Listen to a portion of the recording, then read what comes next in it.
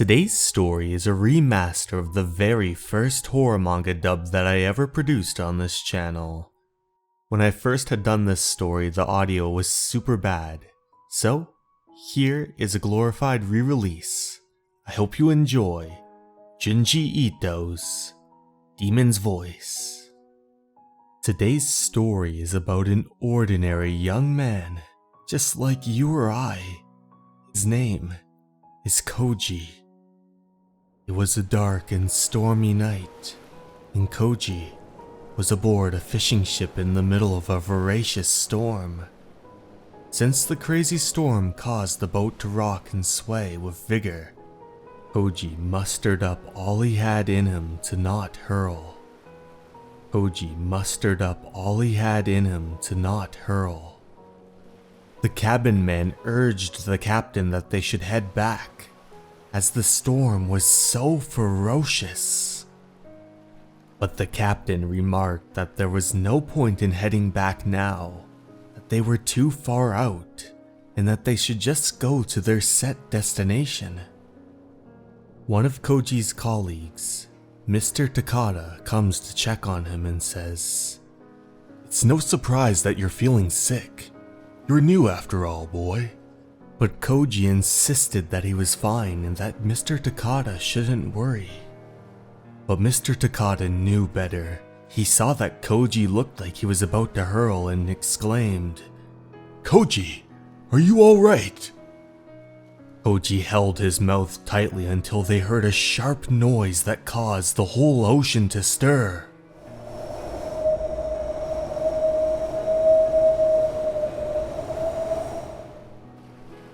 The members of the crew begin to question what that noise is. One of the crew members explains that the noise sounds just like a siren. The more they think about it, the more they question it. What would a siren be doing out in the middle of the sea like this? Not to mention the fact that the sound seems to be coming from the open water. The sound of the siren rages on as the crew members try to stay sane, and Koji hangs on for his dear life. The power of the storm causes the boat to rock back and forth until all of a sudden, it's calm. The storm and the siren that accompanied it, it's gone. That's when Koji looks over to see that his crewmates are heaving and hoeing something onto the ship. It seems that they have something big. Perhaps they got a big catch. As the crewmates tug, they explain this is the biggest haul they've had in years, perhaps in ages. They call Koji over and beg him to come help. Together the men call, "Heave! Ho! Heave! Ho!" as the net comes up. But what they get is not what they expect. Instead, it's a slimy, decrepit arm.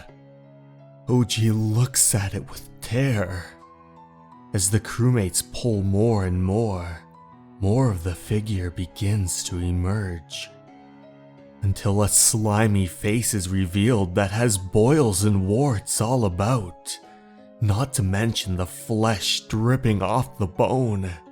Koji screams at the top of his lungs, "Ah!" But as the members of the ships continue to pull, more dead and rotting corpses emerge. Why are none of them saying anything? Why is only Koji concerned? But they continue to pull. They once again recite, "Heave! Ho! Heave! Ho! Heave! Heave! Ho!" And even as they throw the corpses smack on the deck, to Koji's surprise, they still don't seem to notice. Now that the net is fully on board, they all bask in glory, proclaiming, "What magnificent tuna! Ha ha ha ha ha!" The group of them laugh together, but not Koji. He wonders what's wrong with these men. Have they become deranged at sea? Mr. Takada sees his perturbed face and asks what's wrong. Mr. Takada, weren't those human bodies? Human bodies? Don't be absurd, my boy. Come on, these are, What? Those are human bodies! How could we have not noticed? In that moment, everyone goes blank.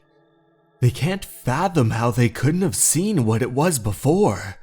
They were convinced that it was some sort of tuna, or mackerel, or other types of fish. Why did they think that they look like fish, they say, as they stare at the dead, mangled bodies? The crew asks their boss what they should do, and he says, "We can't leave the rotting bodies aboard. We must throw them overboard." And so, they throw the rotting bodies into the sea. Later that night, all of the crewmen sit in the common area. Their boss tells them that they shouldn't tell anyone about what happened on this ship. Mr. Takada still can't understand what was wrong with them. Why did they think those human bodies were fish? Another crew member says that he felt strange ever since the beginning of this trip. His mate next to him explains that he had a dream where he woke up and that the sea was the color of blood. The boss tries to calm them down by saying, "What's wrong with you all? Have the bad catches driven you mad?" But Mr. Takada explains, "I felt weird ever since I heard that siren last night." He explains that it happened around the same time last night, and then they hear the siren-like sound to their dismay. The ocean begins to twirl and stir, matching the frequency of the siren. The crew members begin to panic. "It's the siren again! The siren!" they scream. "Mr. Takada, what is that siren?" The group of them clutter together and Mr. Takada explains, "That sound is strange. It's almost grating. Perhaps it's a demon of the sea." "What? A demon?" Koji says. "There are tales of sailors on the sea who hear voices calling out to them. They say this is the voice of the siren, the demon's voice. Koji, you must not listen. Cover your ears at once." The water begins to swish and stir, but then the crewmates say something weird.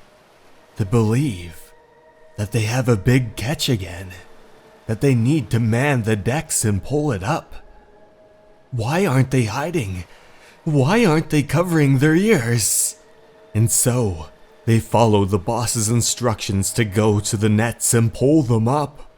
Koji can't understand. It's as if the men have lost their minds. Even Mr. Takada, his eyes, they have been completely consumed by white.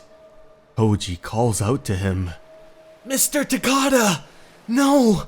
Don't go!" But once again, the crew members begin to heave and ho. And then, to Koji's surprise, the crewmates pull up the most wretched haul of them all. It's filled with all of those awful corpses, equally rotting from the inside out, their mouths agape as if they were screaming in terror, screaming in agony, screaming for help.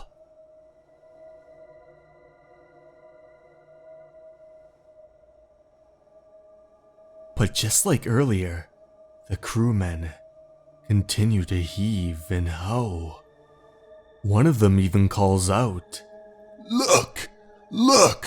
Look at the fresh tuna! But it's not tuna at all. It's nothing but those dead, rotting, decrepit bodies. But then, the bodies begin to rise, moving towards the crewmates. Koji says, "What? Corpses? They're corpses!" The bodies begin to chase down the crewmates, as the crewmates slowly back up, realizing that they're pinned to the edge of the ship. They scream in terror as the corpses begin to overrun them. There's no escape now. All that is between them is the corpses, or the rogue waves below. In their struggles to escape, many of the men fall overboard, but the corpses follow. Koji tries to escape with all his might. He moves into the cabin room and slams the door behind him. But it seems the end is imminent. The corpses press their faces against the window. They stare at him with their creepy smiles, as if staring into his very soul. The corpses break through the window.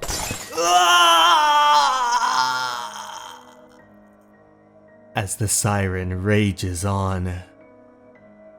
Then, just like before, the ocean calms, and the siren sound has fully dissipated. But what happened to our hero Koji, our protagonist? Oh, what a gruesome sight. Oh, what a pitiful demise. There lie Koji, next to his crewmates. In the middle of the sea, they will now be part of the demon's voice.